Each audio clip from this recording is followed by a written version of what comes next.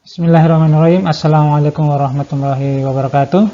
Pada kesempatan yang berbahagia ini kita membicarakan tentang usaha yang halal, yang merupakan salah satu materi yang perlu kita pahami terkait dengan mata kuliah Al-Islam dan ilmu pertanian. Dalam Islam, Allah menghalalkan yang baik-baik. Itu adalah merupakan suatu prinsip dari ajaran agama Islam itu sendiri. Yang dimana Allah Subhanahu wa Ta'ala menyenangi yang baik dan menghalalkan yang baik-baik. Nah, yang baik-baik itu adalah niat yang baik, kemudian pekerjaan yang baik, tujuan yang baik. Niat yang baik itu ditujukan dengan di awal sebelum sesuatu dikerjakan. Sehingga orang yang memiliki niat yang baik itu menunjukkan bahwa dia telah memulai sesuatu dengan benar. Sebelum melaksanakan sesuatu, apalagi kegiatan-kegiatan yang bermanfaat atau kegiatan-kegiatan yang sifatnya ibadah, maka dia harus didasari oleh niat yang baik. Innamal a'malu binniyat. Jadi segala amal perbuatan itu ditentukan oleh niatnya.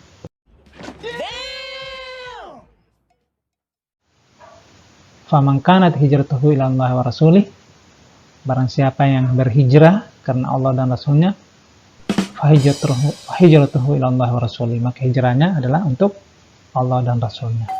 Dan ini niatnya yang harus diperbaiki. Ketika kita kuliah juga perlu memiliki niat yang baik, bahwa kita kuliah adalah untuk menuntut ilmu. Itu yang kita mau cari. Sehingga dengan ilmu tersebut akan kita pergunakan dalam kehidupan kita. Kemudian pekerjaan yang baik. Allah menyukai pekerjaan yang baik.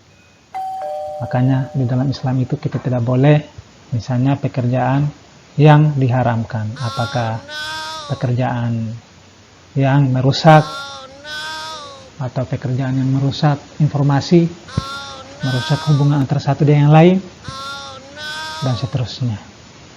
Tentu pekerjaan yang memberikan manfaat. Kemudian tujuan yang baik. Makanya kalau kita memiliki usaha atau kegiatan apa saja, kita memiliki tujuan yang baik, bahwa usaha yang saya lakukan ini adalah untuk membantu masyarakat, untuk membantu orang lain. Kemudian Allah mengharamkan yang buruk-buruk. Jantung. Niat yang buruk, misalnya niat untuk berbuat jahat atau niat-niat yang lain, dan yang dimana tidak memberikan manfaat sama sekali atau justru memberikan kerusakan, membawa dampak yang negatif kepada orang lain. Kamu pikir negara ini utang, siapa yang mau bayar? Kamu? Pekerjaan yang buruk, Allah juga tidak menyukai. Misalnya pekerjaan yang sekarang sedang berkembang, kemudian perdagangan narkoba, atau pekerjaan-pekerjaan misalnya perzinahan, minuman keras, atau pekerjaan-pekerjaan yang memang diharamkan. Kemudian tujuan yang buruk. Orang yang memiliki tujuan yang buruk itu adalah orang yang tidak punya manfaat di dalam kehidupan ini. Tentu kita tidak mau termasuk dalam golongan orang-orang tersebut. Oleh karena itu, maka tentu kita di dalam melaksanakan kegiatan-kegiatan kita, apalagi terkait dengan ilmu pertanian, Islam dan ilmu pertanian, terkait dengan profesi-profesi kita, apakah kita sebagai pengusaha dan seterusnya, sebagai konsultan, sebagai manajer, atau sebagai peneliti di bidang pertanian, atau aktivitas lain profesional kita yang lain, tidak boleh keuntungan itu didapat dengan cara menipu. Dan halal itu artinya perbuatan maupun benda-benda komoditi yang kita lakukan itu tidak diharamkan, dihalalkan untuk dikonsumsi. Maka kalau itu dilakukan dengan baik, ditambah dengan kita sebagai orang yang jujur di dalam menjalankan kegiatan kita, maka akan terwujud yang namanya keberkahan, sehingga harta kita bisa tumbuh dan berkembang. Nah, berkah itu kan bukan berarti banyak, tapi walaupun sedikit tapi memberikan kemanfaatan, memberikan dampak yang kita rasakan. Karena banyak juga orang yang banyak hartanya tetapi hilang begitu saja, malah tidak dia nikmati apa yang menjadi hartanya tersebut. Nah, ini kan adalah suatu kerugian yang besar. No, God! No, God, please, no! No! Jadi, bagaimana kita menjadikan harta kita adalah harta yang berkah. Beberapa barang atau komoditi yang diharamkan, yaitu yang minuman keras. Kemudian ada narkoba yang membuat orang mabuk atau hilang kesadaran. Jantung! Kemudian narkoba ini bisa merusak suatu bangsa atau generasi. Minuman keras bisa terjadi kegiatan kejahatan yang lain, saling menikam, pertumpahan darah di antara sesama manusia, itu karena adanya minuman keras.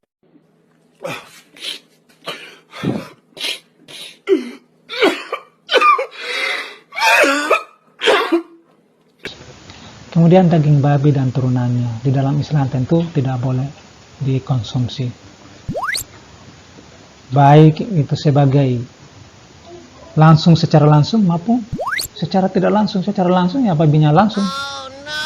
Kemudian bangkai, yaitu hewan atau binatang yang melalui proses yang dihalalkan, misalnya disembelih dengan mengucapkan basmalah, maka itu adalah bangkai. Dan saya lihat ada orang yang suka memakan bangkai, misalnya ada ayam mati di jalan, kemudian dia makan, dia masak. Nah, itu namanya makan bangkai. Karena perdagangan yang berasal dari kegiatan-kegiatan ekonomi yang diharamkan. Perdagangan manusia, perdagangan narkoba, perdagangan yang memang komoditi yang tidak dihalalkan. Ada riba juga ini dilarang dalam agama Islam. Allah menghalalkan jual beli, wa halallahu bai' wa harrama riba. Riba ini misalnya kita meminjamkan uang meminta ketika dikembalikan dengan menambah. Nah, itu namanya riba. Dan lain-lain. Maka keutamaan seorang muslim melekat karena menjauhi yang haram dan mencari yang halal dalam hal apapun. Jadi kita di situ patut di sini kita waspada atau berhati-hati. Jangan sampai terjadi apa yang kita diinginkan, tidak diinginkan, memakan yang haram, kemudian yang halal dijauhi. Maka seorang muslim itu akan mendapatkan keutamaan di sisi Allah apabila melekat kepadanya hal-hal yang dibolehkan, yang mampu menjauhi hal yang haram dan mencari apa yang dihalalkan oleh Allah Subhanahu wa taala dalam bentuk apapun. Maka orang-orang mukmin, orang muslim yang senantiasa berusaha untuk menjauhi yang haram dan berusaha untuk memperoleh yang halal, maka itulah orang-orang yang insya Allah dalam kehidupan ekonominya insya Allah akan mendapatkan keridhaan Allah. Dan keselamatan di dunia dan di akhirat adalah tujuan akhir seorang muslim. Jadi tujuan kita melaksanakan misalnya kita kuliah seperti ini bukan untuk mendapatkan hanya sekedar gelar, tapi tujuan kita adalah mendapatkan ilmu, di mana dengan ilmu tersebut akan kita gunakan untuk hal-hal yang memberikan manfaat. Dan tujuan akhir seorang muslim itu adalah akhirat. Dunia ini adalah perantara atau jembatan yang bersifat sementara, persinggahan yang sementara. Jadi apa yang akan kita peroleh nanti di akhirat itu ditentukan oleh bagaimana kita memanfaatkan kehidupan kita di dunia ini untuk berbuat hal-hal yang bermanfaat. Makanya memang hal-hal yang misalnya yang halal ini adalah sesuatu yang sangat jelas sangat diwajibkan oleh Allah Subhanahu wa taala. Maka di tangan seorang muslim harta hanya digunakan untuk kemanfaatan dan dalam kebaikan. Maka cara diperoleh juga harus halal. Jadi disebutkan dalam hadis Nabi itu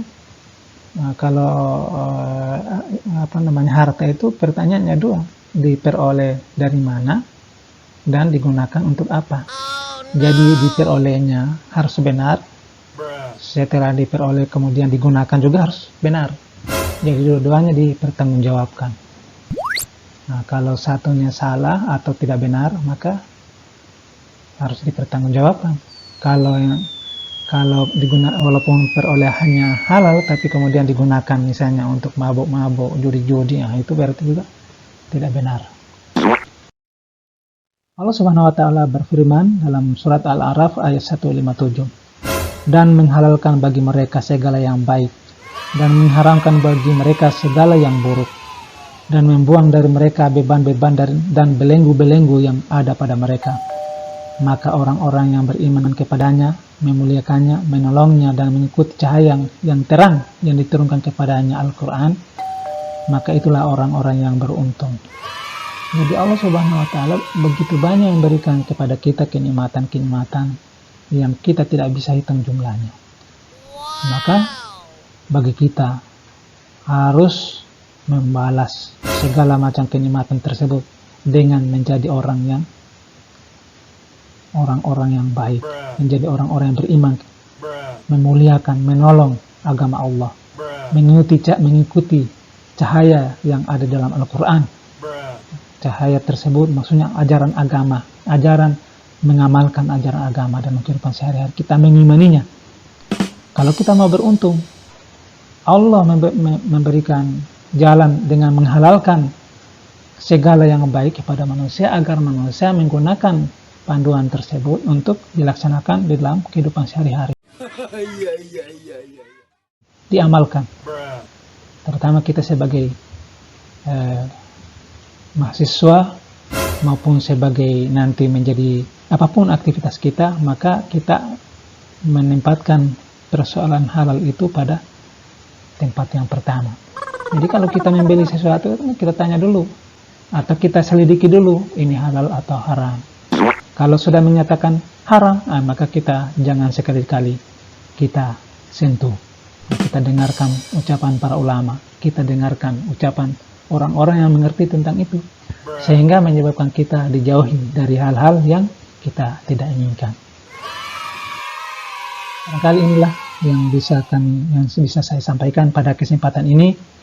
Semoga kita bisa mendapatkan manfaat dari materi ini, bagaimana kita senantiasa menekankan sesuatu perbuatan kita atau usaha-usaha kita menjadi usaha-usaha yang halal, yang diridhoi oleh Allah Subhanahu wa taala dan selamat dunia akhirat. Alhamdulillahirabbil alamin. Wassalamualaikum warahmatullahi wabarakatuh.